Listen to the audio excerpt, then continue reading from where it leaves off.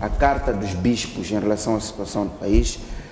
Os bispos católicos fazem uma descrição social sobre os problemas que o país atravessa e vamos também discutir a situação no Zimbábue, tendo em conta o afastamento de Robert Mugabe da liderança do Zimbábue.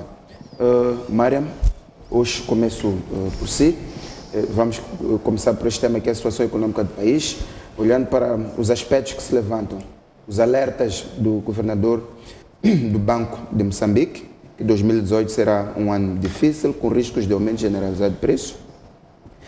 O congelamento da ajuda externa para 2018, as incertezas no orçamento, na proposta de orçamento de Estado.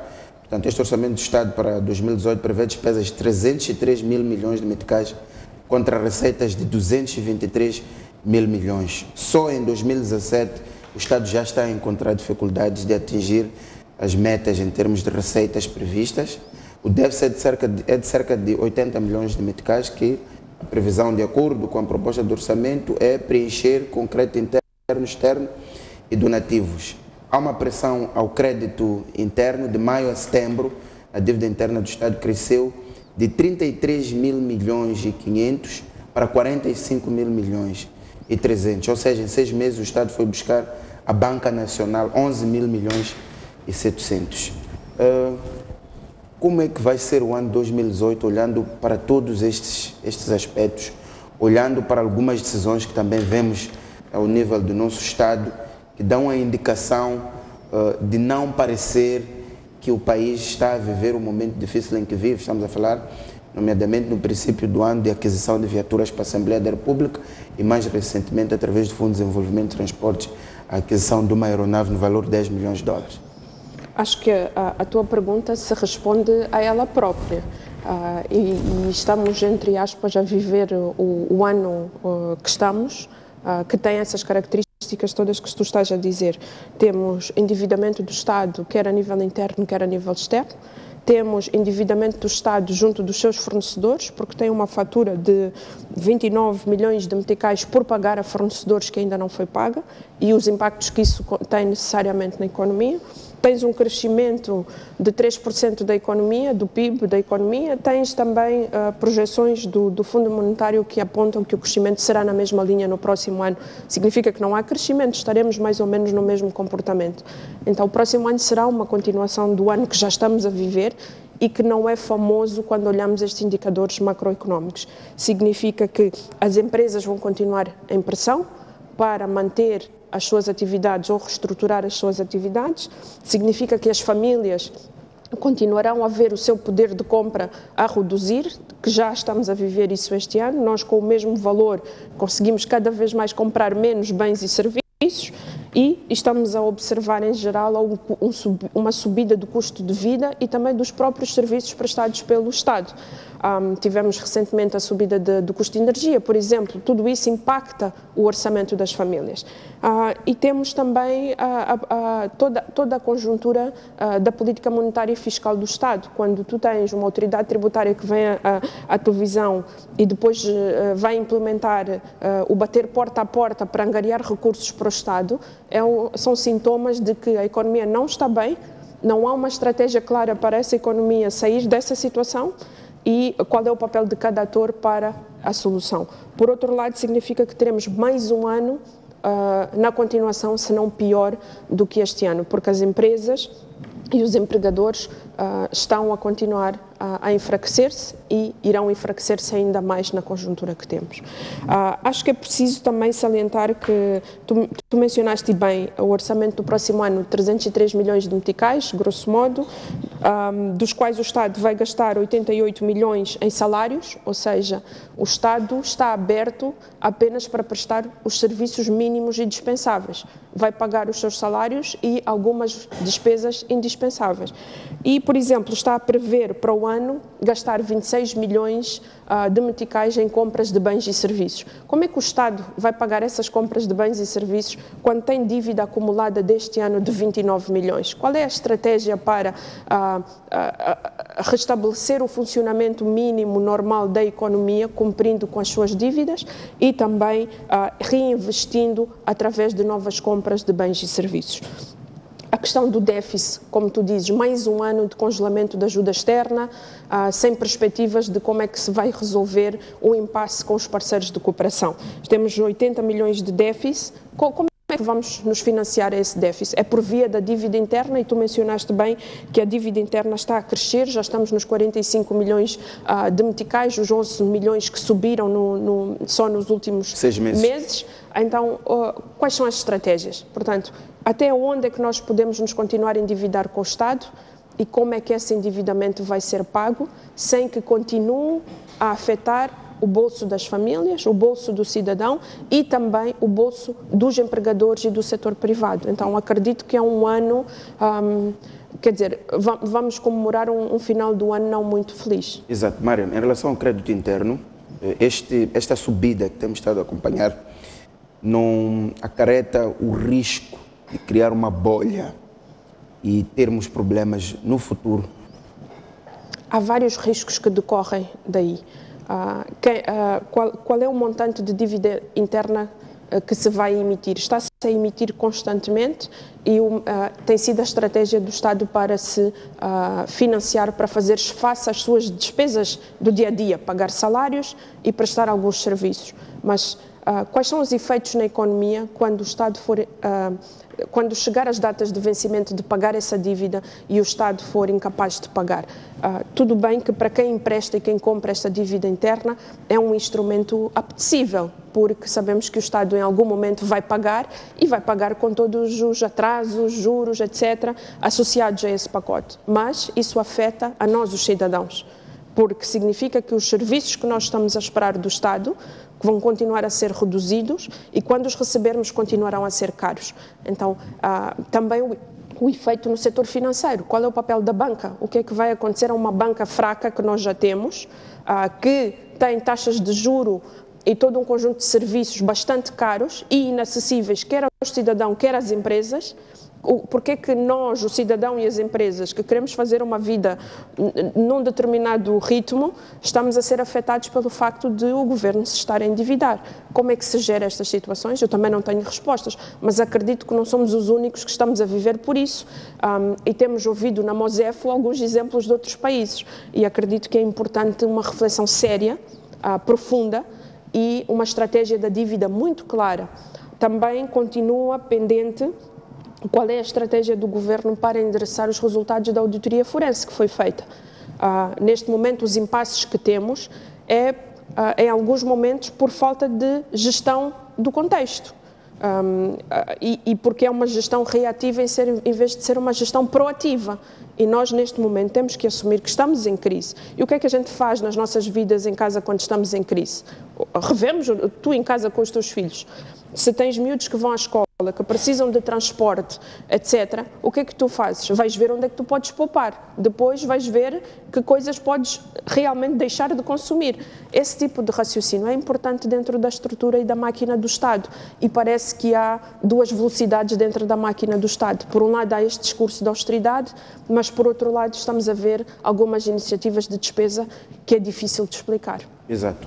Éssita, qual é o seu comentário em relação à situação econômica geral do país, mas também queria comentar esses dois aspectos. A inexistência de uma estratégia em relação à dívida e esta questão que a Mariam levanta de termos um Estado a andar em duas velocidades, com um discurso que não bate com aquilo que acontece, nomeadamente a questão de como a despesa continua a ser feita no Estado. Obrigada, Mucip.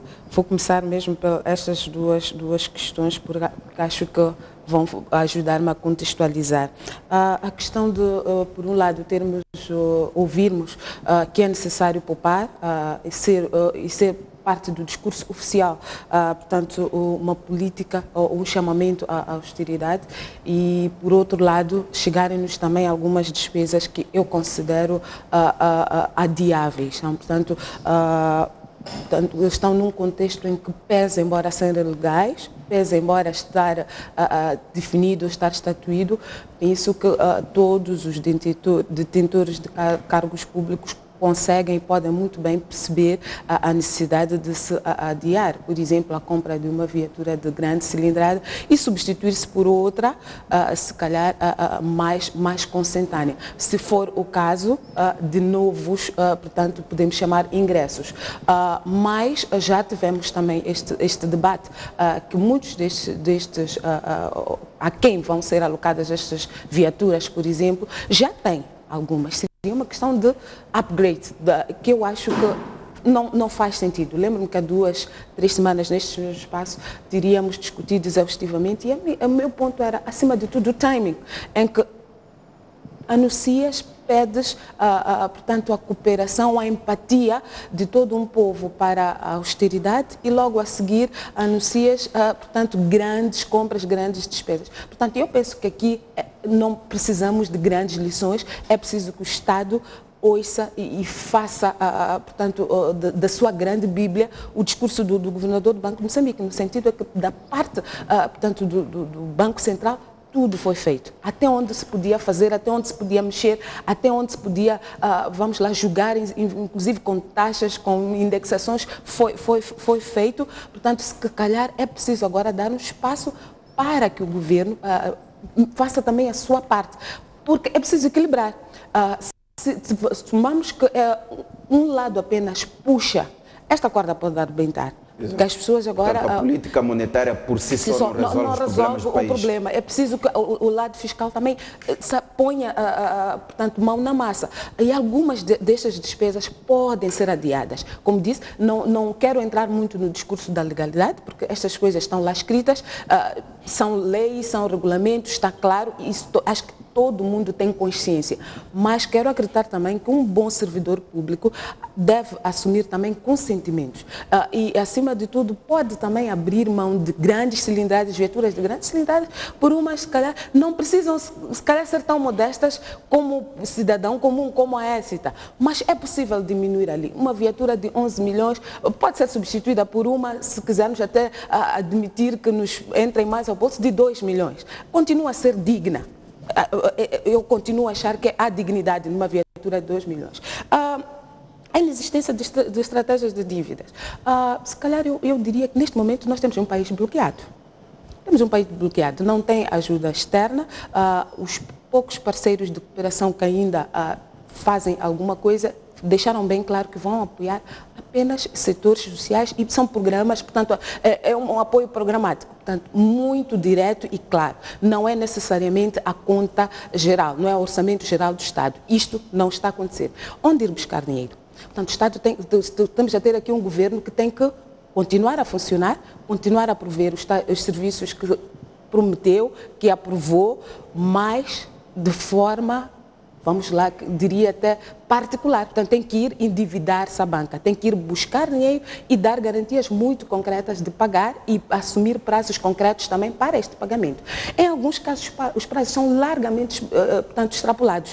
O que é que acontece? Quero acreditar que esta banca acredita, ainda faz fé, que temos do outro lado um Estado que demora, mas vai pagar. Obviamente que estes atrasos, porque quem dá dinheiro espera receber até para fazer futuras aplicações, vão ser acrescidas de taxas. Não é? Eu não recebo a 12, vou receber se calhar a 20 do mês seguinte, mas então vou cobrar o custo do dinheiro para este período que se acresce. Portanto, é uma bola de neve que está aqui a rolar e não para, até que o assunto seja resolvido. Por outro lado, temos também aquele endividamento externo, porque algumas faturas que estão a ser pagas fora, alguns compromissos que foram assumidos, tendo em conta um pressuposto que, entretanto, não se verificou. Portanto, alguns contratos, alguns investimentos, acima de tudo, foram feitos, assumindo-se que vamos poder, por exemplo, vender recursos.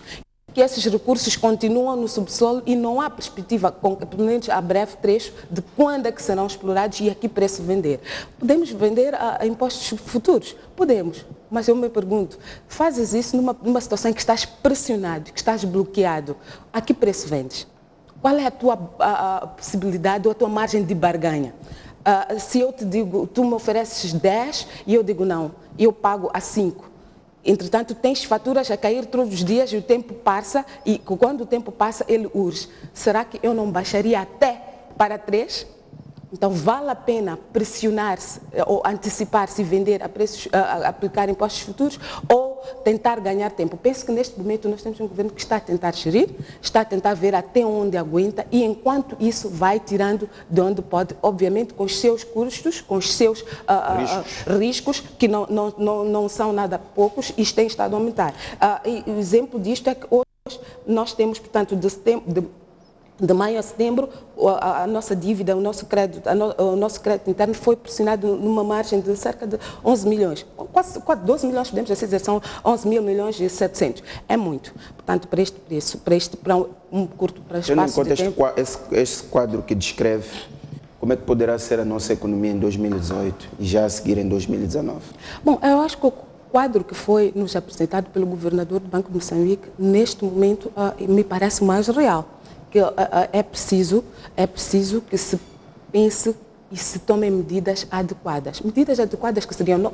eu olho este discurso não necessariamente para o cidadão ou para o povo, mas para o seu principal parceiro na estabilização das contas públicas. É o governo. Portanto, a economia fiscal precisa de ser repensada. Portanto, acha que o governador do banco tentou passar uma mensagem? Não acho governo. Só que tenha tentado.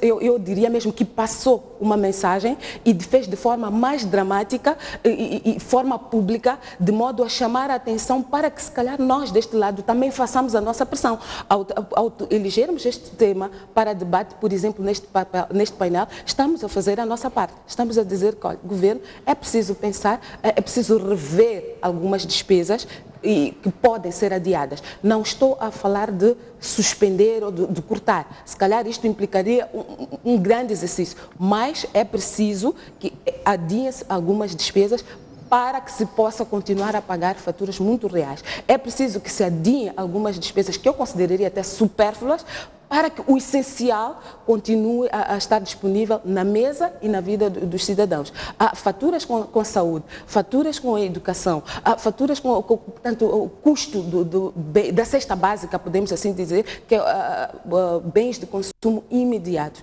Tem estado a aumentar de forma drástica dia após dia. Portanto, é preciso fazer um jogo muito duro e para que esta balança esteja de alguma forma equilibrada, sob o risco de se perder o controle da situação. Exato. Fátima, é preciso fazer um jogo muito duro para controlar a situação? Bom, eu penso que é preciso, primeiro, nós sentarmos e repensarmos o nosso país. Nós temos uma estrutura estatal muito pesada. O Estado carrega nas suas costas e nos bolsos, obviamente, dos cidadãos, através de seus impostos, algumas despesas que penso que não são justas. É preciso repensar isso. Nós continuamos a pagar, para além de salários aos antigos dirigentes, é só pensar desde a independência de Moçambique até aqui, quantos anos passaram e quantos dirigentes também passaram por este país. Temos que pagar-lhes salários, porque muitos deles fixaram, e para além desses salários, por se chamarem altas individualidades, ainda os temos que pagar algumas regalias. É preciso pensar se o país está em condições ou não de sustentar estas regalias. Então eu penso que aqui nós temos uma oportunidade de talvez pegar todos esses instrumentos que têm a ver com regalias de deputados, de ministros, de antigos presidentes da República, dos líderes de partidos da oposição, etc., e revê-los e adequá-los à realidade do país.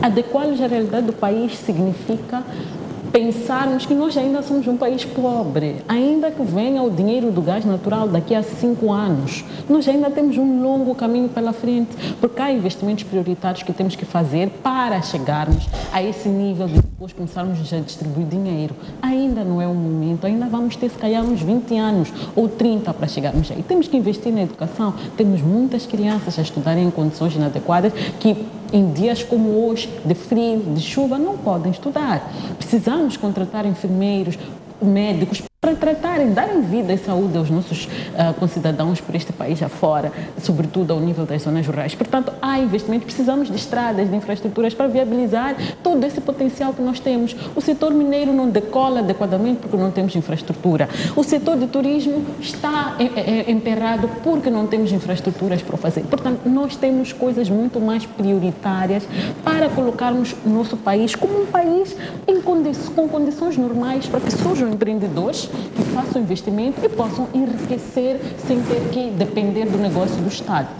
O que acontece, a crise que nós vivemos, ela se exacerba porque, por um lado, o Estado é o maior comprador de serviços. E as empresas, elas, a maior parte, foram criadas tendo em conta o Estado, porque o poder de compra do cidadão comum é muito baixo. Por isso precisamos de fazer investimentos que vão nos fazer sair da dependência dos bens e serviços do Estado e aumentar o poder de compra dos cidadãos, que significa que vão surgir mais empresas que vão criar emprego e esses empregos vão criar, portanto, o poder de compra, por sua vez, vai criar um ciclo de desenvolvimento. Portanto, nós temos que pensar para além dos nossos bolsos, para além do nosso estômago. Este é um momento de sacrifício para todos.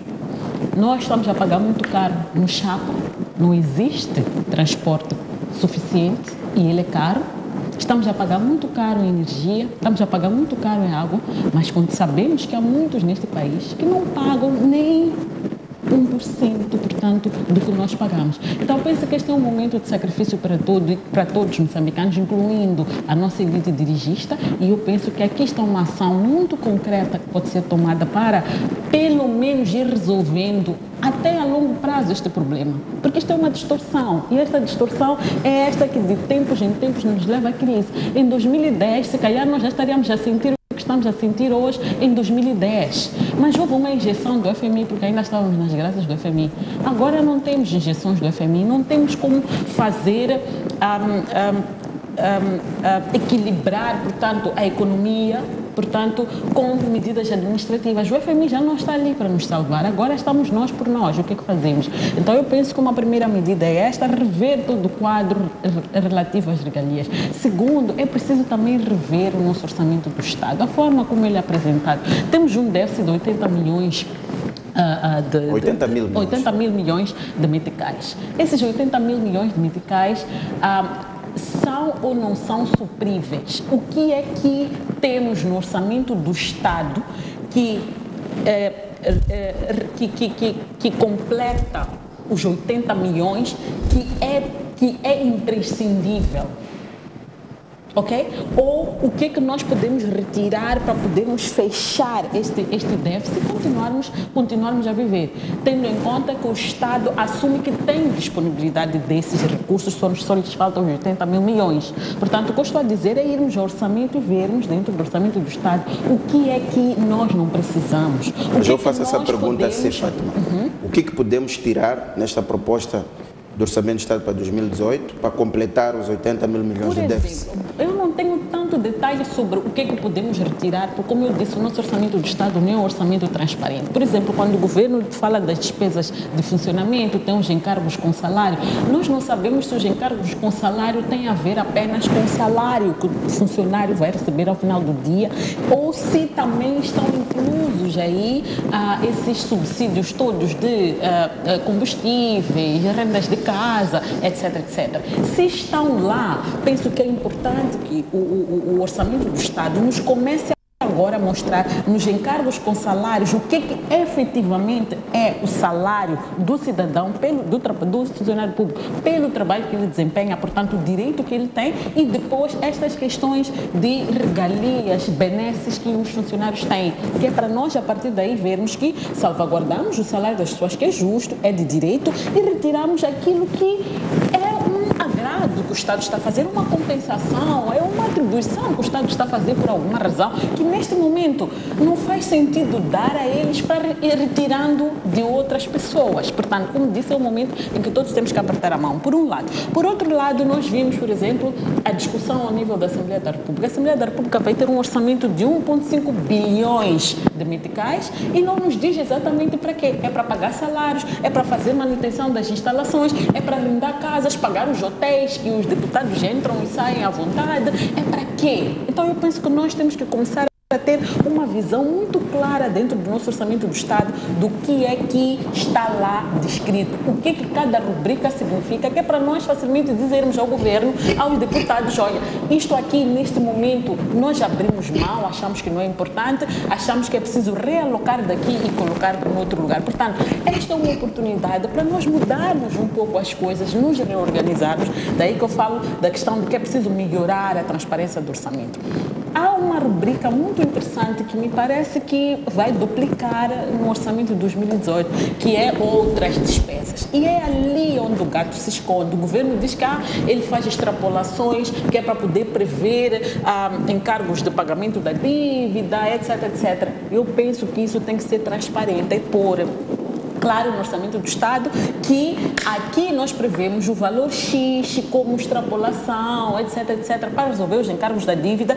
Temos aqui uma outra extrapolação que tem a ver, por exemplo, com resolver pagar esses subsídios ou essas benesses que estão pendentes ao nível, em termos de benefícios ao que os dirigentes têm direito. Portanto, eu penso que temos que melhorar o orçamento do Estado, que é para nós facilmente podermos dizer que nós podemos retirar esta despesa, porque agora ela não faz falta, ela pode aguardar para o futuro e vamos reduzindo assim o déficit orçamental. Portanto, Moçambique, se quer ser um país sério, justo, tem que repensar na forma como ele se estrutura, na forma como apresenta o seu próprio orçamento do Estado e na forma como ele lida com as pessoas. Não podemos ter uns privilegiados que os outros, não podemos. Obviamente que há medidas que o governo tem que tomar para resolver a situação. A crispação que existe ainda com os doadores tem a ver com o segmento em relação à questão das dívidas ocultas. Qual é o passo que se está a dar? Aqui me parece claramente que o governo está a ganhar tempo no sentido de, próximo ano a qualquer momento vão entrar as mais-valias da ANE. O que é isso? Vai aliviar um pouco. Mas depois, próximo ano, há uma outra dinâmica que inicia. O projeto de gás natural vai dar uma outra dinâmica com a construção da cidadela. Significa que há um procurement que vai ser feito e isso vai criar uma dinâmica. Tem a questão da construção da base logística, etc, etc. Portanto, o governo, se calhar, está aí a pensar que, nós neste momento podemos ir empurrando o assunto e as coisas vão acontecer. Podem acontecer, mas pode não ser assim como se pensa. Portanto, nós temos que sempre ter um plano B. E o plano B passa por pormos as coisas como deve ser. Se uma das medidas que tem que ser tomadas para garantir que o financiamento retorna é resolver o problema das dívidas, vamos resolver o problema das dívidas. Mas, ao mesmo tempo, também é preciso que o governo moçambicano repense como é que usa as receitas internas. Porque este tempo nós nos perguntamos como é que o governo sobreviveu. Sobreviveu, obviamente, com recurso ao endividamento doméstico, mas também aos impostos dos moçambicanos. Mas a questão aqui que ficou clara é que o imposto dos moçambicanos não é dado devido valor. O imposto dos moçambicanos é usado para despesas supérfluas ao invés de fazer os investimentos necessários. Então, eu acho que aqui é preciso pegar isto como uma oportunidade. Para repensar o país, repensar o orçamento, Fátima, está claro. Adicionarmos, inclusive, valor aos impostos. Exato. Está clara a sua posição, Fátima. Para não ficarmos tão dependentes do financiamento externo. Estava para comentar em relação a este tema. Agradecer que fizesse comentário para rapidamente passarmos para quando tu tens um ambiente de crise, o que é que tu fazes no teu orçamento da família ou no teu orçamento da empresa? Tu tens que fazer 3 coisas. Disciplina. Tu sabes que tens disponível 100, por exemplo, então só podes gastar 100. E destes 100 que podes gastar, tu sabes que tens que deixar alguma coisa em poupança. Segunda coisa é, onde é que tu vais alocar esses 100? Tens que gastar com a escola dos miúdos, com a saúde da família, com as compras da mercearia. Nas empresas nós temos que pagar os trabalhadores, temos que pagar o necessário para prestarmos serviços aos clientes. Terceiro, tu tens que saber como é que vais fazer mais com os mesmos recursos. Então tu tens que controlar desperdícios, coisas supérfluas, introduzir formas diferentes de trabalhar e de fazer as coisas. Ou seja, a racionalidade e a orientação para o resultado que tu tens nas famílias e no setor privado também tem que ser transferida para o Estado. E esses 3 objetivos, disciplina fiscal, alocação estratégica de recursos, prestação efetiva de serviços, têm que ser o norte do Estado e não estão a ser o norte do Estado. E é preciso voltar, como se diz, às bases. Como ela diz, é preciso repensar o Estado. Nós temos áreas e oportunidades imensas para poupar. Temos a questão das empresas públicas que nós estamos a pegar. Temos empresas que são áreas estratégicas do Estado, mas por que nós estendemos a mão e não implementamos essas áreas estratégicas do Estado com o apoio do setor privado e gerando os resultados que nós precisamos? Tens aquela panóplia que já temos falado imensas vezes de fundos autónomos dentro da estrutura do Estado. Precisamos de tantos fundos.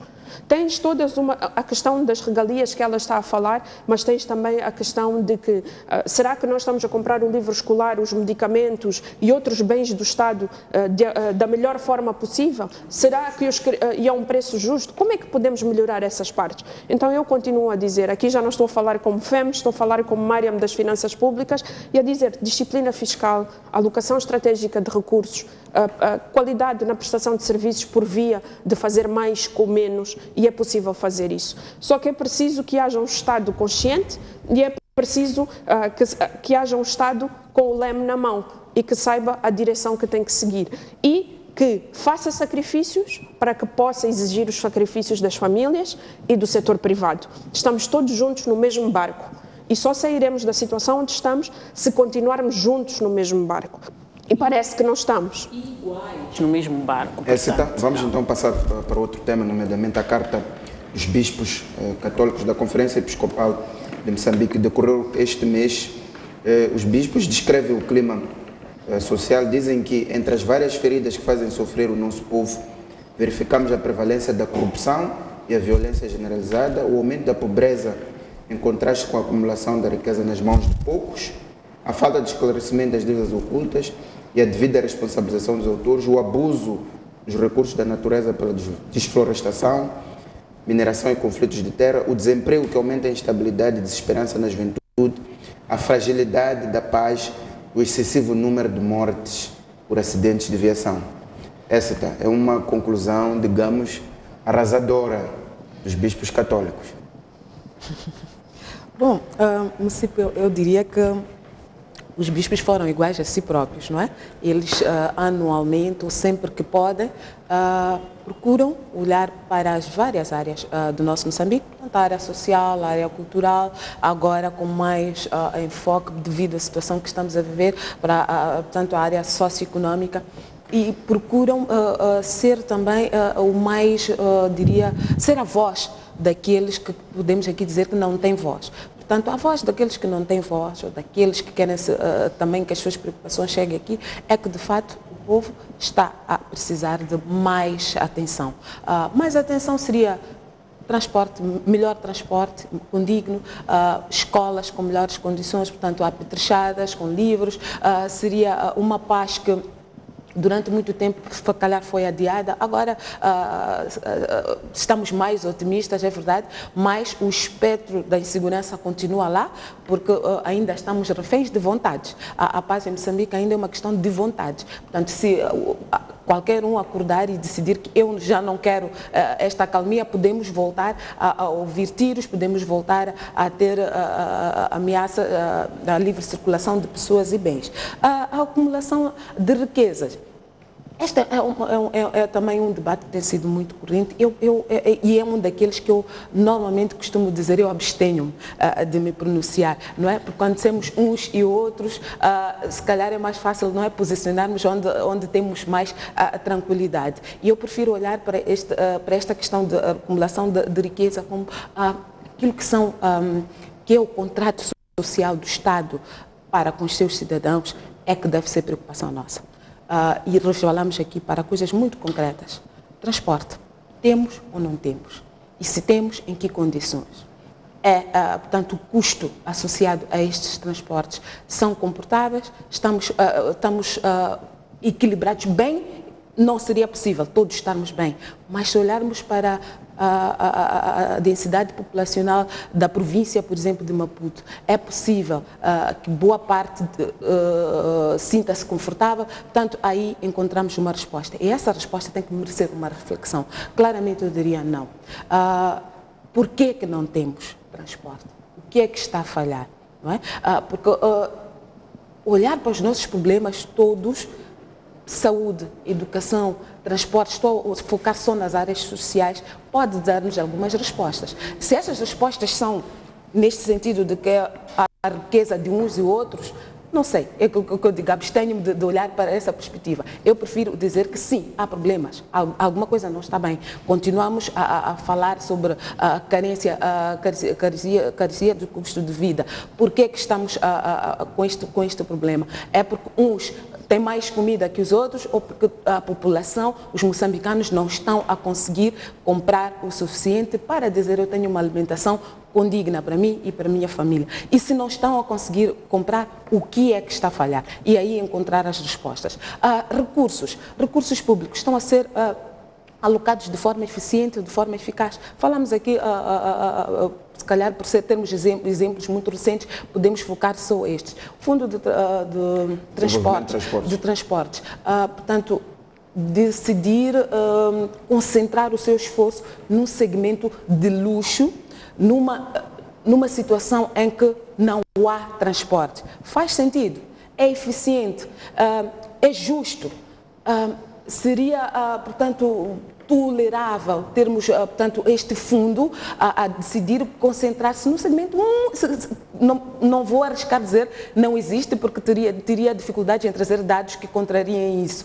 Mas a existir este segmento é seguramente diminuto se comparado com o universo populacional de Moçambique. Faz sentido, portanto, esta racionalidade é factível, é mesmo algo que vale a pena insistir. Portanto, são estas questões que eu acho que justificariam quem puder olhar e dizer, ok, vamos isolar todas as outras determinantes, vamos pegar no que nós temos e fazer uma reflexão para daí poder encontrar respostas que respondem. Porque algumas destas questões, eu acho que não precisam de muito. E eu continuo a dizer que há questões aqui que continuam a ser razões para o nosso debate, que nós não precisaríamos do FMI, por exemplo, para nos vir dizer. Não precisamos do FMI para nos vir dizer que é preciso ter uma máquina governativa, uma máquina estatal mais, portanto, orientada para resultados. Portanto, precisamos de 100 pessoas para fazer trabalho de 100 pessoas. Precisamos de 100 pessoas com salários correspondentes a isto. Se temos 100 pessoas e há trabalho para 50, é preciso repensar o que fazer com estas outras 50. Portanto, precisamos de ter empresas, posso aqui trazer algumas, transportes municipais hoje, com 250 trabalhadores para 2 autocarros. Faz sentido? O que é possível fazer? 2 autocarros a funcionar, quanto pessoal precisariam? Um motorista, se calhar mais um de reserva, 2 cobradores e uma situação de possíveis substituições. O resto o que é que faz? Ok, provavelmente vamos ter aqui situação de indemnizações e vamos ter, acima de tudo, um plano de negócios. Porque estas empresas precisam estar orientadas comercialmente. Então, o que é possível fazer? Então, são estas, eu acho que é este exercício... Não precisa do FMI. Eu não acredito. Não acho que seja... O FMI não há de vir dizer nada do que nós aqui não diríamos. Não há de vir dizer algo que grandes economistas, o pessoal aqui da minha colega que trabalha sobre finanças todos os dias, não diria. Portanto, o que é que está a acontecer? Estes conselhos não existem? Ou se existem, o que é que está a ser feito deles? Portanto, é o velho problema da implementação. Exatamente. Implementação e, acima de tudo, de eficácia. Porque, às vezes, até implementa-se. Não é? Se há um fundo que compra alguma coisa, implementou, comprou, mas é eficaz. Esta compra que foi feita traz diferença, resolve os problemas ou até cria outros. Porque agora já cria aqui um buraco naquilo que são as finanças. Porque, afinal... apareceu um recurso, em vez de ser alocado naquilo que traria algum relaxamento nas preocupações, foi alocado num setor ou num segmento de luxo que eu diria que é pequeno e aquela parte, aquele segmento que precisa de atenção continua a precisar de custos. Então, são questões que eu acho que justificam uma reflexão, mas, acima de tudo, justificam que os resultados dessas reflexões sejam postas em prática, porque não precisamos do FMI para nos dizer estas coisas. Não é necessário trazer aqui especialistas de outros quadrantes, de outras latitudes, para dizer o que nós já sabemos. Então, nós já sabemos por que não implementamos, qual é a dificuldade de fazer exatamente o que é suposto fazer. Exato. Como dizia o PCA da HCB, por que contratamos consultores fora do país, se tantas as coisas que são ditas nós já sabemos e já estão escritas. Temos a Agenda 2025, por exemplo, que é um documento que já perspectivava a maior parte dos acontecimentos que temos hoje. Fátima, a Carta dos Bispos Católicos, as grandes constatações que os bispos católicos fazem aqui, a Fátima revê-se neles.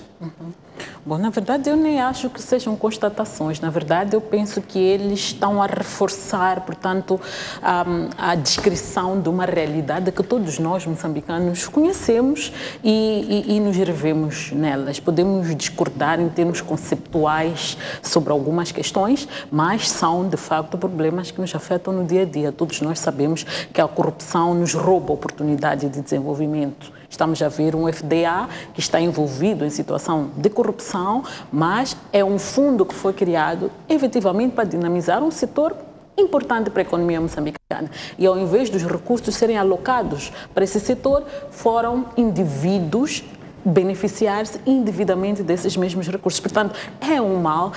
Quando nós vemos, por exemplo, os medicamentos que deveriam chegar aos moçambicanos a um preço acessível, não chegam porque há um esquema de corrupção no processo do procurement, é um problema. E é uma realidade, portanto, o que está a acontecer. A forma como o Estado é gerido, ele próprio, é uma máquina onde quem entra, infelizmente, entra num esquema. Então, como é que nós contornamos esta situação? Como é que nós resolvemos isso? Haverá vontade política ou não? E aqui é onde eu acho que há o grande problema. Nós sabemos, conhecemos os problemas. O Presidente da República, no seu discurso anticorrupção, ele tem claro que há problemas, quais são os problemas. A questão é quais são as medidas para resolver os problemas. E até o presente momento, nós temos estado a ver efetivamente ações concretas para resolver o problema. Por exemplo, quando nós dizemos que os agentes da Polícia de Trânsito são corruptos e nós perguntamos quais são os sistemas que nós instituímos ou colocamos para evitar que a Polícia de Trânsito seja corrupto. E por aí afora. Que medidas é que nós precisamos para termos um Gabinete Central de Combate à Corrupção, uma Procuradoria-Geral da República e os tribunais efetivamente a desempenharem um papel importante no combate à corrupção. Temos acesso à informação de que, afinal, o Gabinete Central de Combate à Corrupção tem estado a analisar e a preparar processos e encaminha para os tribunais, mas porque nos tribunais, como disse uma vez a Écita num dos programas, os tribunais não vão privilegiar os crimes de corrupção. Há uma ordem de chegada. Então, para até chegar aos crimes de corrupção é um tempo e fica-se com a ideia de que, afinal, os crimes de corrupção não têm tratamento. Mas há medidas, há soluções. Por que não se criam, por exemplo, secções especializadas para lidar com os crimes de corrupção, tendo em conta que, por exemplo, os crimes de corrupção têm especificidades diferentes dos crimes normais, como crimes de rapto, por exemplo, que têm também um tratamento adequado, como os problemas ligados à família, ligados às questões comerciais. Portanto, aqui temos que sair de uma situação de identificar o tempo todo os problemas e irmos à ação. O que é preciso fazer para resolver os problemas? Então, penso que o alerta dos bispos é mais nesse sentido. Em relação à concentração da riqueza nas mãos de poucos, eu diria que aqui, se calhar, não é propriamente de riqueza, porque eu nem acredito tanto que tenhamos ricos em Moçambique. Nós temos endinheirados, pessoas que têm acesso a dinheiro muito fácil por causa dos sistemas de especulação, enriquecimento fácil que se tem a ir buscar ao erário público e não acontecer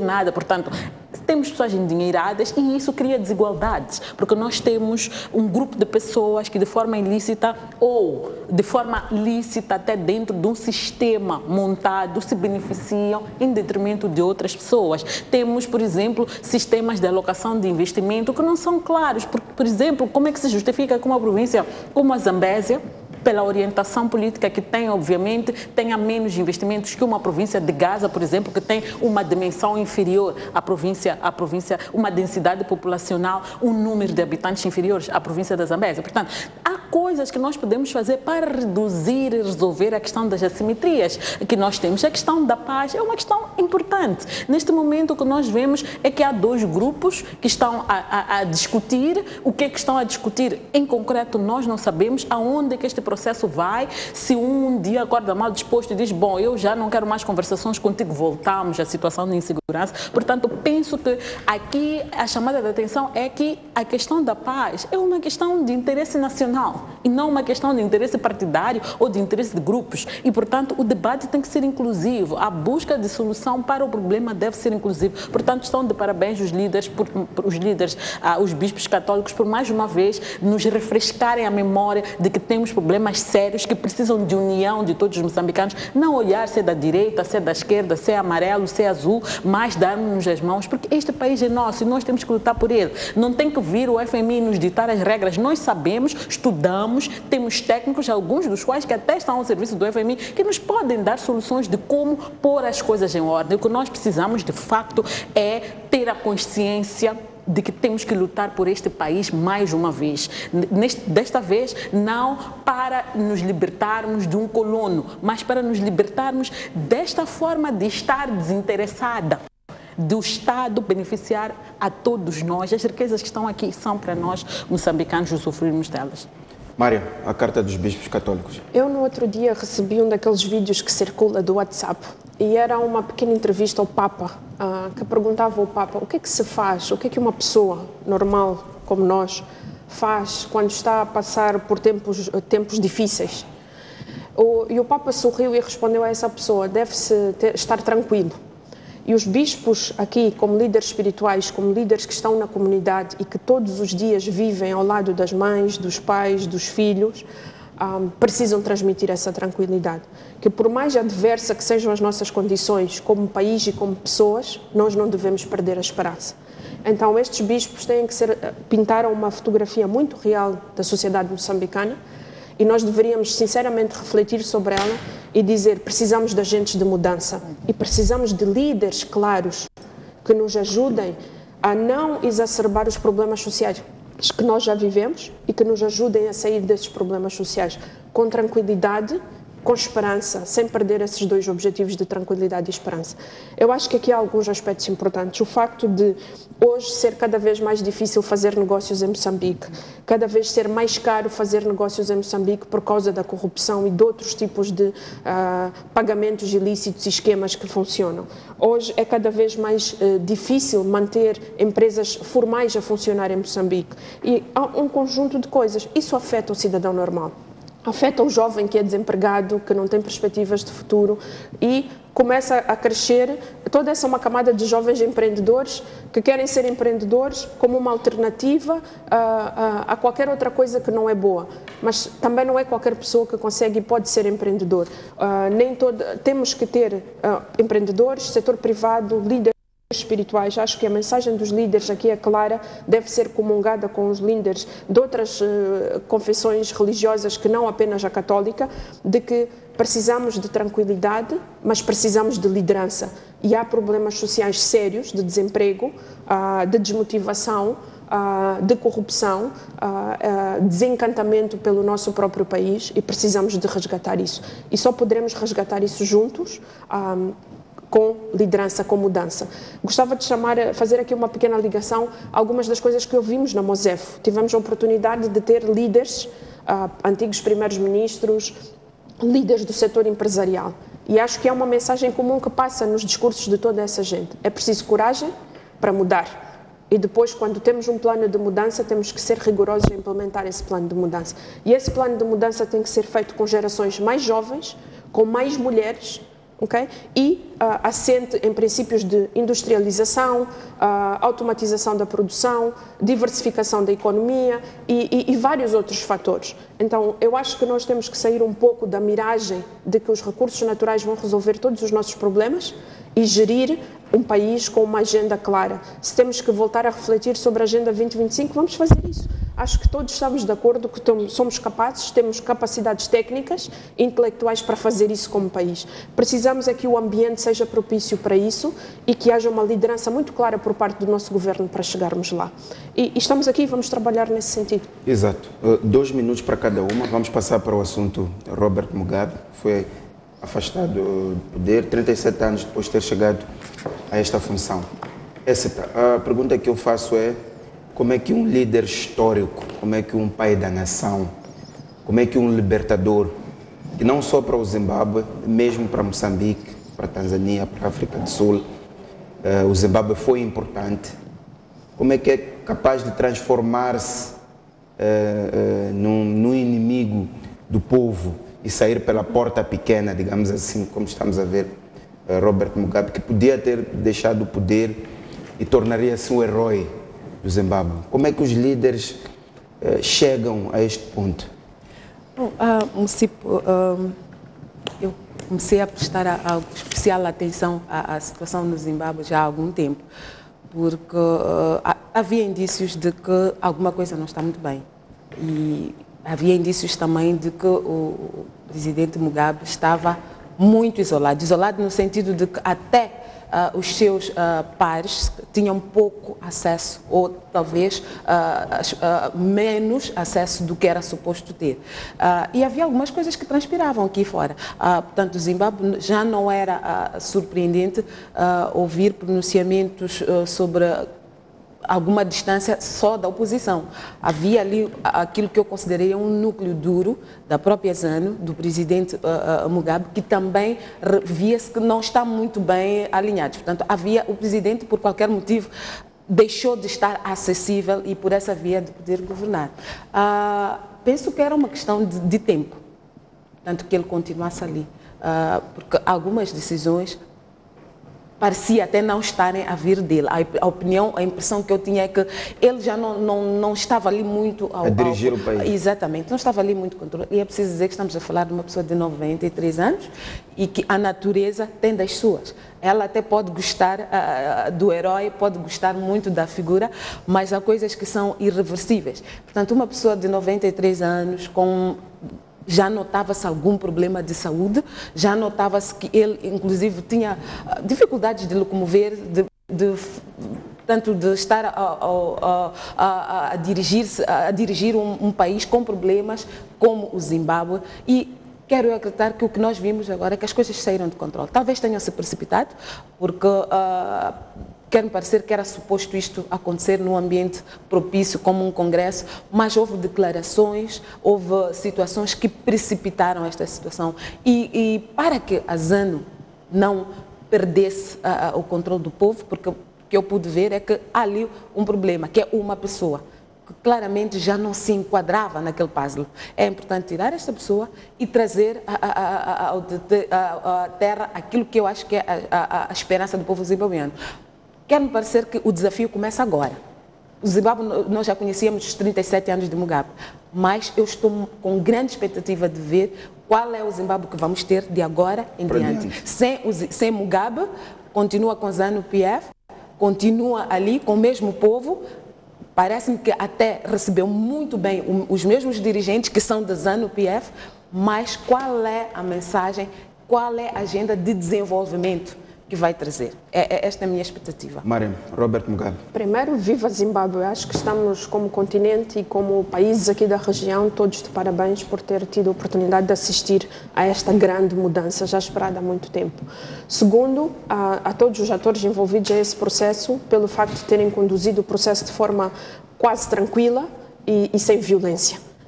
Foi um processo que nós não vimos mortes, feridos, não vimos uma primavera árabe na televisão. Assistimos já a um processo importante, sensível, mas gerido dentro de algumas balizas, de que me faz ter orgulho de ter sido feito dessa forma. Terceiro, explicar que isto que ela também está a dizer, a mudança. Acho que isto é um sinal para todos os países, não é só um sinal dentro do próprio Zimbábue, é que acho que a nossa população é jovem e essa é a base da nossa população. E nós temos cada vez mais, em todos os países, incluindo Moçambique, jovens descontentes, desempregados e com problemas sociais importantes e que querem essa mudança. E se essa mudança não for feita com eles, eles vão exigir essa mudança. Neste caso foi tranquila e pacífica, poderá não ser noutros casos. Então eu acho que é uma chamada de atenção muito importante para os países e para os governos. Fátima, agradecer que respeitasse os minutos que as outras respeitaram. Robert Mugabe. Bom, eu penso que o que no final do dia, o que contou, a lição que fica em relação a esta situação de Zimbábue é que a arrogância, o desprezo, a desconsideração pelo povo, pelas preocupações do povo e a ideia de que uma vez que detém o poder repreensivo, eu controlo tudo, estará tudo sob o meu comando, fica claro que isto não é bem assim, que um dia as coisas podem mudar e eu penso que, de facto, é uma lição para os vários países da região, para países como Moçambique, em que nós vemos que há um elevado nível de descontentamento e um dia as pessoas vão se rebelar. Esperamos que isso não aconteça e esperamos que, se tiver que aconteça como o Zimbábue. O Zimbábue nos trouxe uma lição de como fazer uma transição de uma forma pacífica, no sentido de não termos violência e sangue nas ruas. Eu penso que é uma lição muito grande. Agora, o que pode ter precipitado? Para mim está claro que não vai haver necessariamente uma mudança na forma de atuação, a menos que o pacto social que vai ser assinado ou assumido entre a ZANU-PF, que se presume que vai ficar no poder, e a sociedade zimbabuiana, vai determinar, portanto, qual é o nível de desenvolvimento ou o que vai acontecer para o futuro. Mas o que precipitou tudo isto é o fato de que os militares, ou toda a ala pró-Mugabe, aceitaria fácil a ideia de ter o Mugabe eternamente, entenda-se eternamente entre aspas, até que ele morresse no poder, mas não aceitaria que uma pessoa de fora, uma outsider, como é a Grace Mugabe, entrasse. Estava a ficar muito claro nos últimos dias que a Grace Mugabe seria a sucessora de Mugabe. E ninguém iria aceitar uma situação dessas por duas razões. Uma, porque ela é uma outsider, e segundo, porque obviamente ela é uma mulher.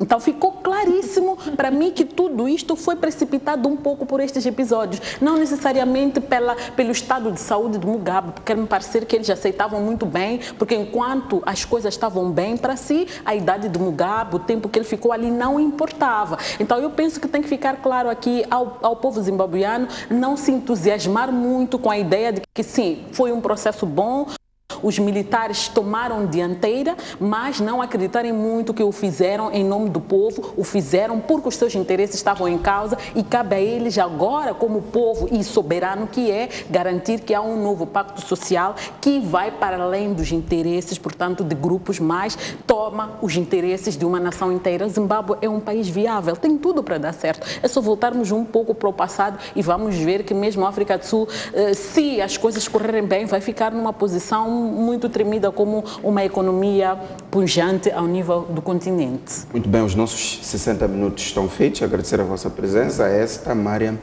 e Fátima, e a si, caro telespectador, que nos acompanhou. Até a próxima quinta-feira.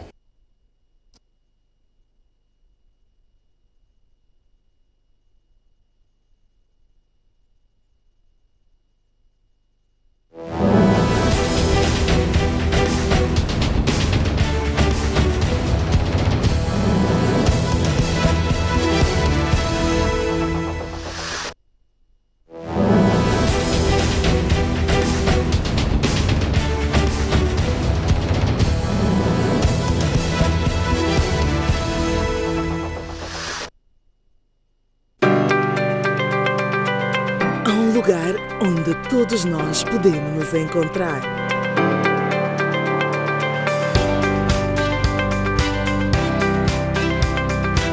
Um lugar onde a sua dúvida